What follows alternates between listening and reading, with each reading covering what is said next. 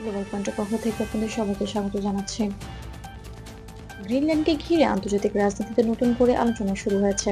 যুক্তরাষ্ট্রের সাবেক president Donald ট্রাম্পের সাম্প্রতিক মন্তব্য ও অবস্থান আবারও ইউরোপ ও উত্তর আটলান্টিক অঞ্চলের সম্পর্ককে আলোচনার কেন্দ্রে নিয়ে এসেছে।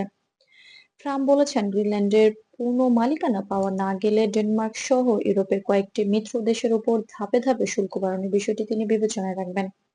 এই মন্তব্য ঘিরে ইউরোপীয় নেতাদের মধ্যে স্পষ্ট প্রতিক্রিয়া দেখা গেছে।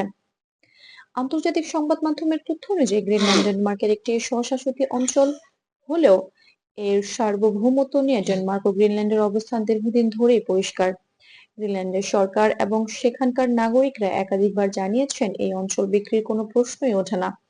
গ্রিনল্যান্ডের রাস্তায় প্লেকার্ড হাতে শান্তিপূর্ণ প্রতিবাদের মাধ্যমে সাধারণ মানুষও তাদের অবস্থান প্রকাশ করছে।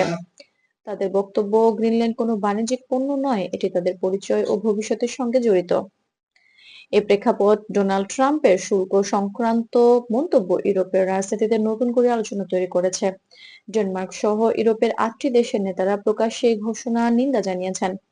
ইউরোপীয় কর্মকর্তারা বলছেন, গ্রিনল্যান্ডের মতো একটি স্বশাসিত অঞ্চলের ভবিষ্যৎ নিয়ে হুমকি বা চাপের ভাষা আন্তর্জাতিক সহযোগিতার মূলনীতির সঙ্গে সঙ্গতিপূর্ণ নয়।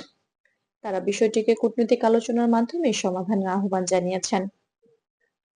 বিশ্লেষকদের মতে ট্রাম্পের এই অবস্থান মূলত তার আগের রাজনৈতিক বক্তব্যের ধারাবাহিকতা। প্রেসিডেন্ট থাকাকালীন সময়ে তিনি গ্রিনল্যান্ড কেনার সম্ভাবনার কথা প্রকাশ্যে বলেছিলেন, যা সে সময়ও ডেনমার্ক ও গ্রিনল্যান্ড উভয় পক্ষই প্রত্যাখ্যান করেছিল। আন্তর্জাতিক সম্পর্কের বিশ্লেষকরা বলছেন, এই ধরনের বক্তব্য বাস্তব নীতির পরিবর্তনের চেয়ে রাজনৈতিক চাপ তৈরির কৌশল হিসেবে বেশি দেখা হয়। গ্রিনল্যান্ডের ভূরাজনৈতিক গুরুত্ব এই আলোচনাকে আরো গভীর করেছে। আর্কটিক অঞ্চলে এর অবস্থান, প্রাকৃতিক সম্পদ এবং ভবিষ্যৎ বাণিজ্যিক সম্ভাবনা বিশ্ব শক্তিগুলো নজর কেড়েছে। তবে বিশ্বস্ত সূত্রগুলো জানাচ্ছে, গ্রিনল্যান্ডের ওপর নতুন কোনো শুল্ক বা আনুষ্ঠানিক বাণিজ্যিক সিদ্ধান্ত এখনো কার্যকর পর্যায়ে পৌঁছায়নি। বিষয়টি মূলত রাজনৈতিক বক্তব্য ও বিশ্লেষণের মধ্যেই সীমাবদ্ধ রয়েছে। সব মিলিয়ে বলা যায়, গ্রিনল্যান্ড বিক্রি বা মালিকানা পরিবর্তন নিয়ে বাস্তব কোনো পরিকল্পনা নেই।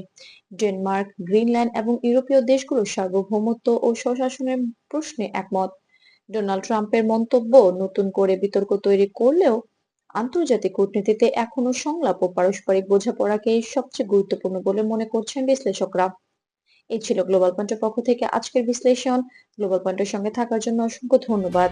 ভিডিওটি যদি তথ্যবহুল মনে হয়ে থাকে তাহলে লাইক দিন, শেয়ার করুন এবং নিয়মিত আন্তর্জাতিক আপডেট পেতে গ্লোবাল পয়েন্ট চ্যানেলটি সাবস্ক্রাইব করে সঙ্গেই থাকুন।